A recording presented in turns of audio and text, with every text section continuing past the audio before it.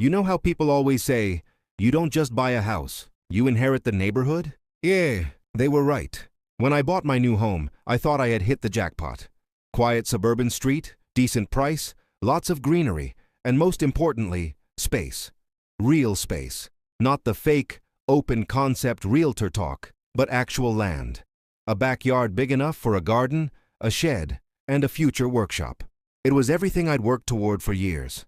I'm a fairly private person. I work remotely in environmental consulting, so having a peaceful environment isn't just a luxury, it's necessary. I don't throw parties. I don't blast music. I don't bother anyone. Which is why I thought the neighborhood would be perfect. I was wrong. The first sign came in the form of a clipboard.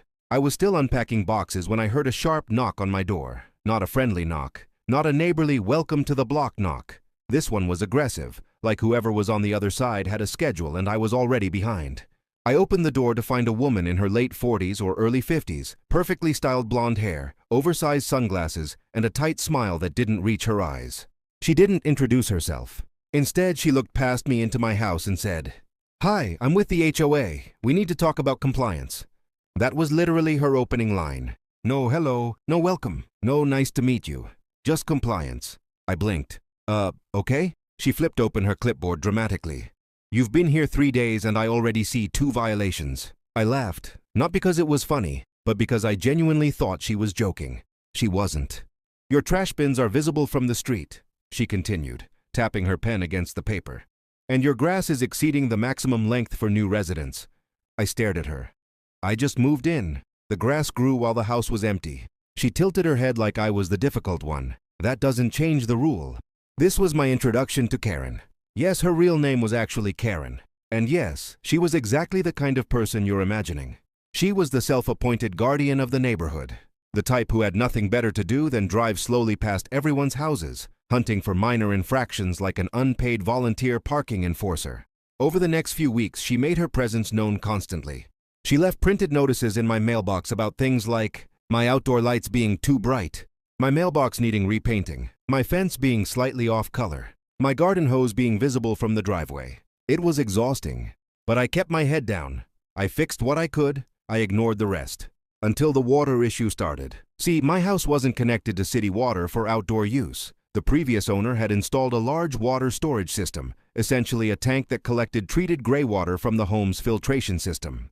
It was completely legal, approved by the city, and designed for irrigation only. It wasn't drinking water. It wasn't unsafe if used properly, but it was very clearly marked. Non-potable water. The tank was located behind my shed, out of sight, with a locked spigot. Or at least it was supposed to be locked. One morning while checking the tank levels on my monitoring app, I noticed something strange.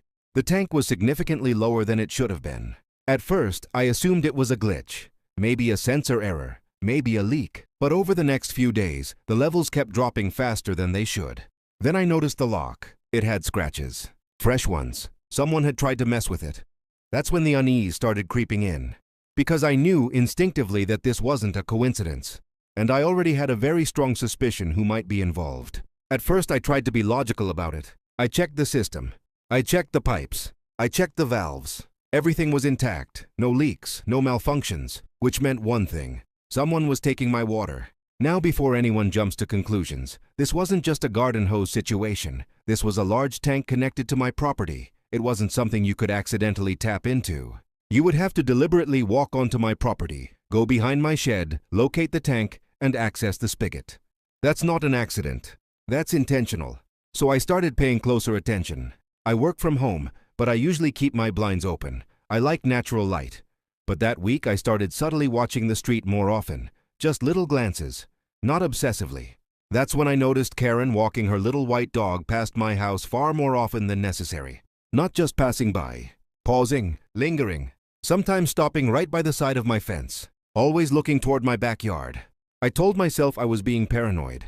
Until I came home from the grocery store one afternoon and saw something that made my stomach drop. My side gate was slightly open. I never leave it open. I walked to the backyard slowly, trying to stay calm and check the tank. The spigot was wet. Not just damp. Wet. Recently used. I stood there staring at it, a mix of disbelief and anger rising in my chest. Someone was trespassing. Someone was stealing. Someone was bold enough to think they wouldn't get caught. So I did what any rational person would do. I installed cameras, not cheap ones either. Good quality, high-definition cameras with motion detection. One covering the side gate, one covering the backyard, one specifically aimed at the tank. I didn't tell anyone, not even other neighbors, because I didn't want rumors. I wanted evidence. And it didn't take long. 3 days later, I got a motion alert while I was in a Zoom meeting. I muted myself, opened the camera feed, and watched in real time as Karen unlocked my gate. Unlocked. She had made a copy of my key. My blood went cold. She walked casually into my yard like she owned the place, dragging a long hose behind her. She went straight to the tank, attached the hose to the spigot, and turned it on. Then she stood there, arms crossed, waiting, like this was normal, like this was hers. I recorded everything, every second, her face, her actions, her license plate when she left. I had all the proof I needed. But instead of confronting her immediately, I had a better idea. Because if Karen thought she was entitled to my water, she was about to learn a very important lesson about assumptions. Now, before anyone accuses me of being cruel, let me clarify something. The water in that tank was not dangerous in the way people might imagine. It wasn't raw sewage. It wasn't toxic waste. It was treated gray water, filtered and processed for outdoor use. But it was very clearly labeled not for drinking for a reason. It contained trace residues from soaps, detergents, and other household runoff. Safe for plants, safe for lawns, not ideal for skin contact in large amounts, definitely not meant for swimming pools, and absolutely not for anything involving prolonged exposure. Which is important, because Karen had been using it to fill something big. How did I know? I followed the hose path on the footage. She wasn't just taking a little water for her garden. She was filling large containers in the back of her SUV, over and over again. That's when I started paying attention to her yard. Karen's lawn, which had always been mediocre at best, suddenly became the greenest on the street. Her flower beds exploded with color. Her shrubs looked professionally maintained. And then, the inflatable pool appeared. You know the kind, big blue temporary above-ground pool. I watched her on camera one afternoon as she hauled bucket after bucket of my water from her car to that pool. That's when I realized she wasn't just stealing water. She was bathing in it, letting her kids play in it, inviting neighbors over to enjoy it, using my treated gray water like it was luxury spring water. And she had absolutely no idea what it actually was. Now, legally speaking, I had every right to confront her immediately, to file a police report, to contact the HOA, to escalate. But emotionally, I wanted her to experience the consequences of her own entitlement. So I did two things. First, I added additional signage to the tank. Bigger, clearer, non-potable water, recycled gray water, do not use for drinking or bathing. Second, I didn't lock the spigot anymore. I wanted her to keep taking it.